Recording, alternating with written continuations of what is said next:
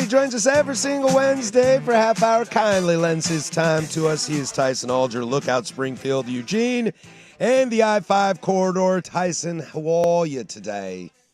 I'm doing pretty good. How are you guys? We're doing all right. I'm over here laughing at my own jokes, so maybe it's going to be a good day. I don't know. There's worse starts, you know. We'll start on a little cleanup duty from the Civil War. Anything really to take away from that in your world?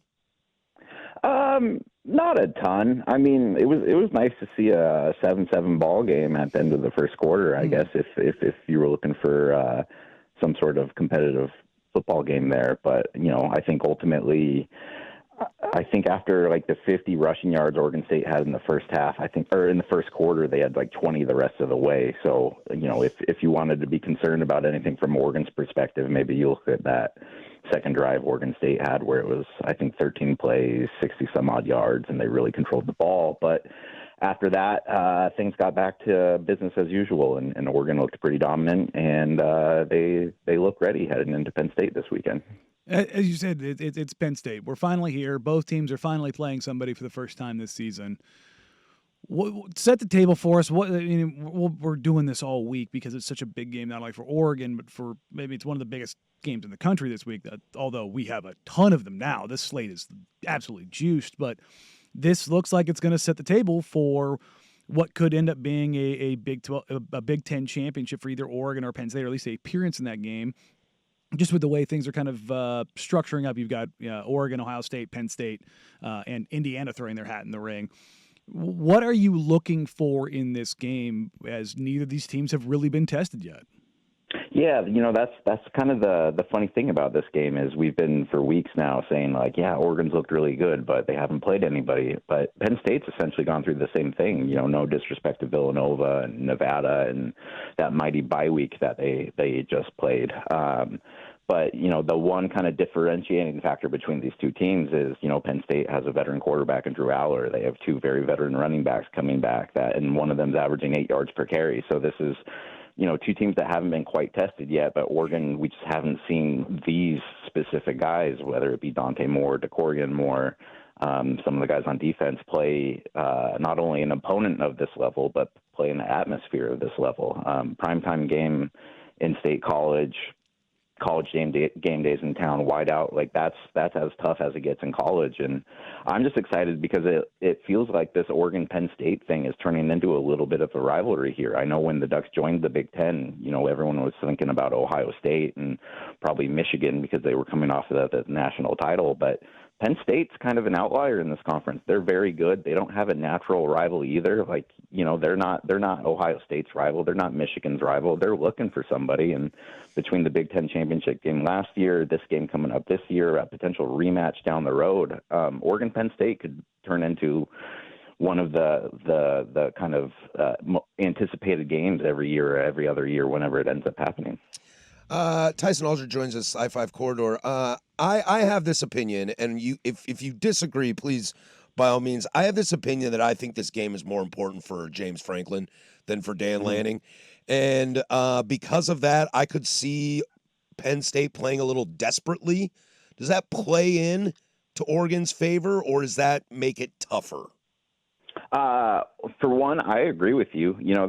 I think this is James's 12th year with Penn State. Like, they've gotten close a few times, but boy, you talk about a program that kind of positioned itself to be, we're going to finally get out of Ohio State and Michigan shadow, and then Oregon comes into the conference, and it's just another top-level team they have to deal with. Like, this is a big game. This is a big season for James Franklin, just because, like, you don't really have any excuses, and the schedule plays out for you this year as well. So, yeah, like, they might be playing a little bit more desperate. They might be playing a little bit more aggressive, but I think that's probably what – if you're a road team like the Ducks going into a game like this, you want a home team that's maybe playing a little bit out of their shoes. You want them playing and treating this game a little bit differently, because I think Oregon's going to try to be as straightforward as they can in this game and try to cut down on turnovers, do the whole take it one rep at a time, all those sorts of cliches. So if Penn State's getting a little too up for this home game, maybe that throws a little variance into how they play. But, yeah, I think this is a massive game. I think this, if Penn State wins, it's going to be one of the first times that like they're kind of in the front runner position, and it should be national title expectations for them. And for Oregon, yeah, it's a big game for them. I think a lot of this season is still a little bit of not bonus, but it's just, we didn't know what the expectation should be for this team coming into this year. So yeah, I do think there's more pressure on Penn State coming into this game. With that pressure, I want to come at this from the other side. Typically, because we're here in Oregon, and this is the Oregon fan base. We want to know where's Oregon strongest? Where do they have the advantage? Where does Penn State have the advantage in this game? I think their rushing attack is incredibly sound. It's not only like two guys that can do it, but like they're varied in size. They're both experienced. If you look back at that Big Ten title game last year, I think they rushed for 297 yards, and it was one of those things where I was like, ooh, like that looks rough, but the Ducks won the game. Let's move on to Ohio State. It was kind of easy to brush off, but then as you saw in that Ohio State game, Oregon's defense was susceptible to be beaten just about everywhere. And so coming into this year, obviously we talked a lot more about the offense just because that's kind of where some of the highlight players are. But this is a defense that when Northwestern was able to string together some plays or some drives together, they were able to run it up the middle. When Oregon State was able to string together some drives and some plays, they were able to run it up the middle.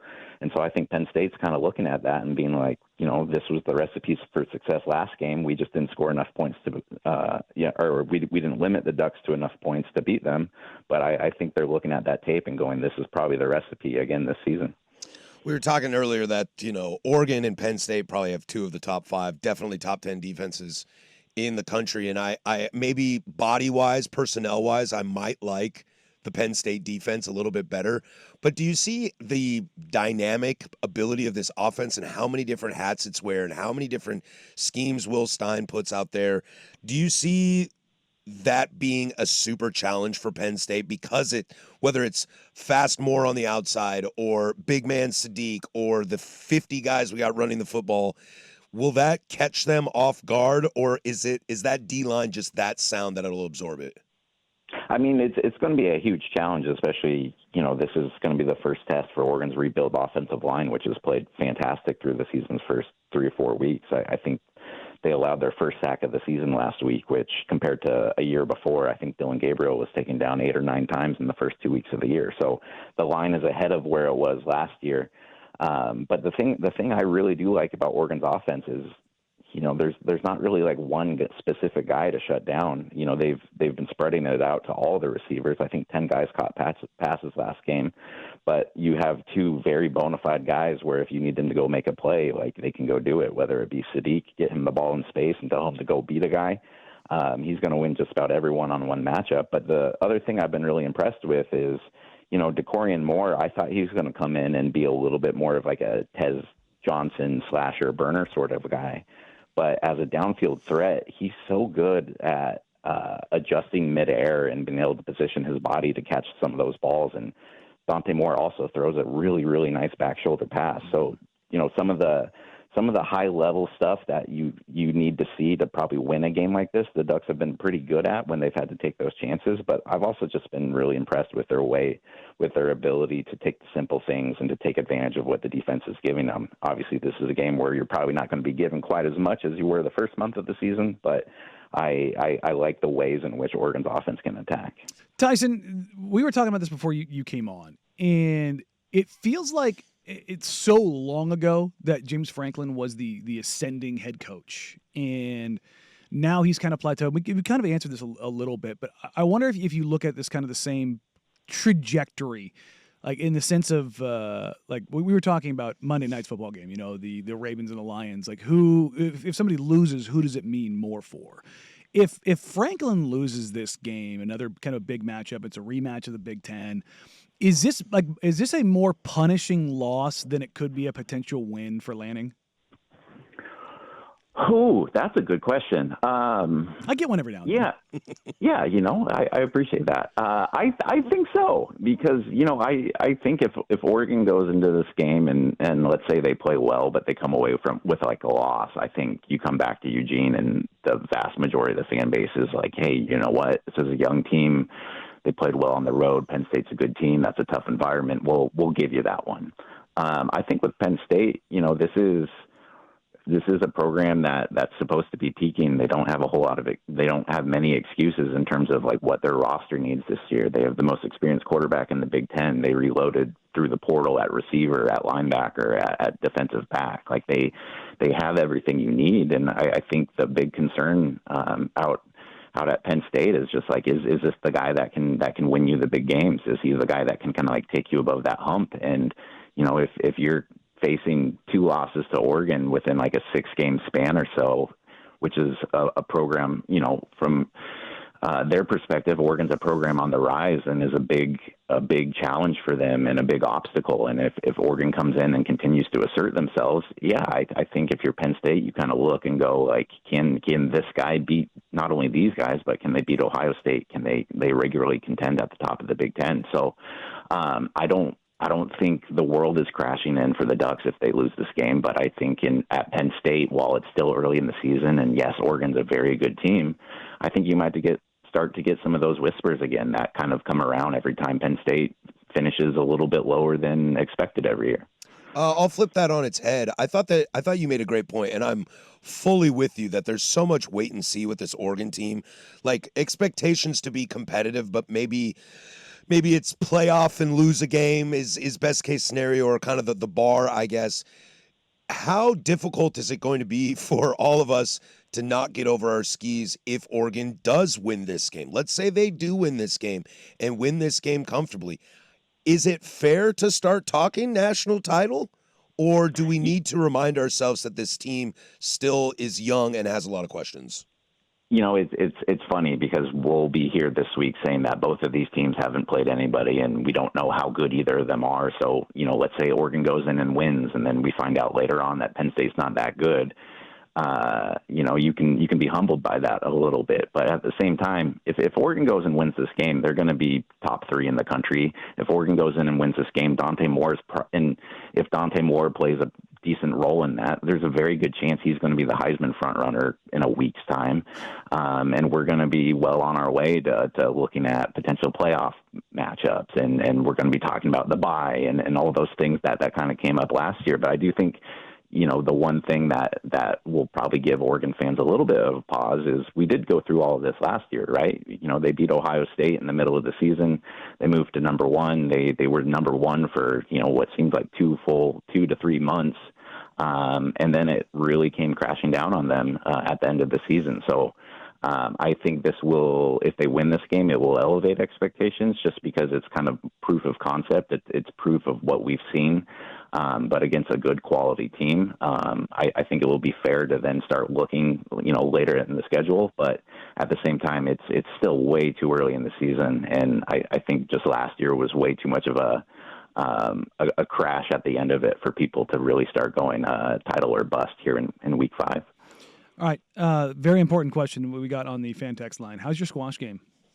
Dude, it's coming along pretty well. I had a little bit of a shoulder injury during the summer, put on a couple of LBs, but we're tightening now. We're slimming down, getting that cardio back. Yeah, I know you guys look at me and probably assume that this guy can probably run for hours, but absolutely. But we're working on working on that. We're improving.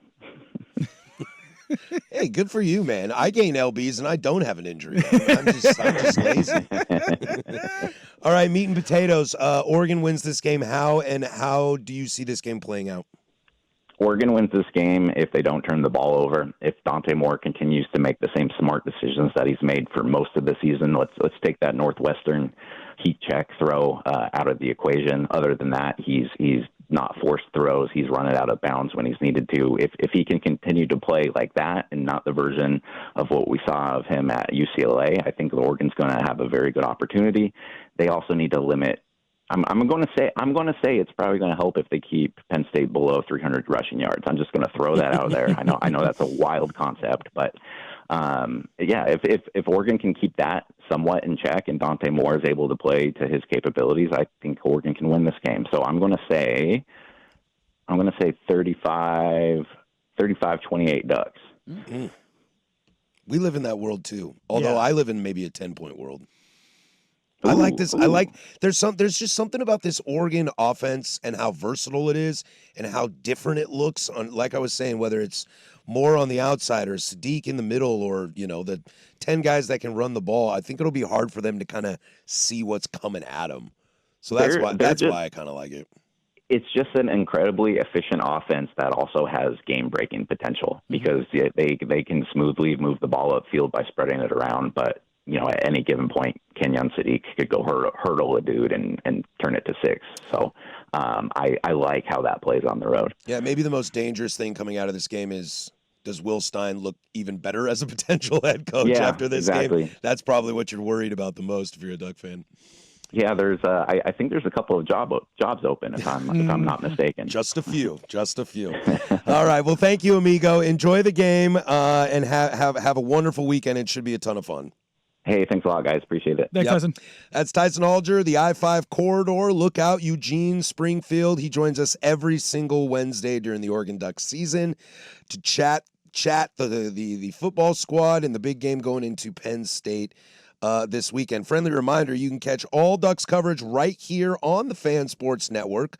Pre-game, our local pregame with Andy Dirt Johnson and Anthony Newman. And then we've got Jerry and Jorgie's pregame, the game itself. And then postgame with Jordan Schultz and Joe Fisher, right? Sounds like a hell of a day. It's a hell of a day. It's a good, fun game.